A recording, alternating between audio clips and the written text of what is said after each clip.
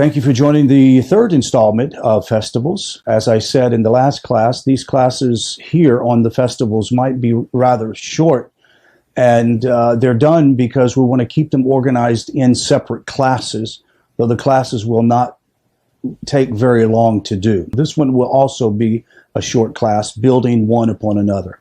Let's talk about Rosh Hashanah. We talked about the preparation for Rosh Hashanah in the last class.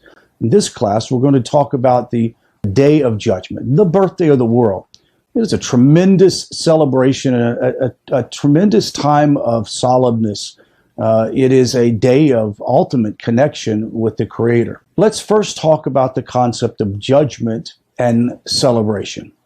As we mentioned earlier, Rosh Hashanah is both the day of solemnity and rejoicing, and we celebrate the completion of creation and the birthday of all mankind. However, it is also a day of judgment, a solemn time. It is a day upon which Adam and Eve failed their mission, a very difficult time for humanity itself. The observances of Rosh Hashanah strive to acknowledge the day's dual nature. Therefore, the shofar on Rosh Hashanah is blown. Now, let's talk about the shofar. The general rule with all Noahide practice is to follow the general essence of Rosh Hashanah instead of attempting to copy all the detail of the law given to the Jewish people. And it's important to realize that even though each holiday that is given to the Jewish people has a universal concept attached to it, meaning that it has application to the nations that do tshuva.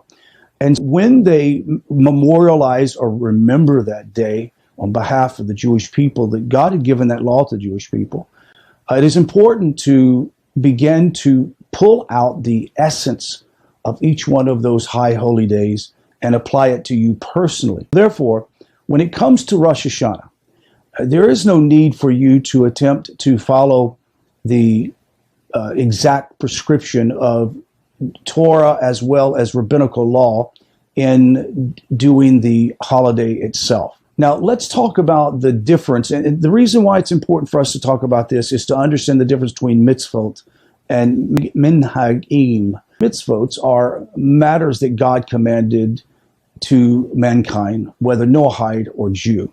However, minhagim, usually translated as customs, are practiced developed by man to enhance the spiritual experience of the holidays. While the law is that Noahides may not take on Jewish mitzvahs unless they provide some practical real-world benefits, for example, tzedakah or honoring one's parents, Noahides may certainly take on established Jewish minhagim.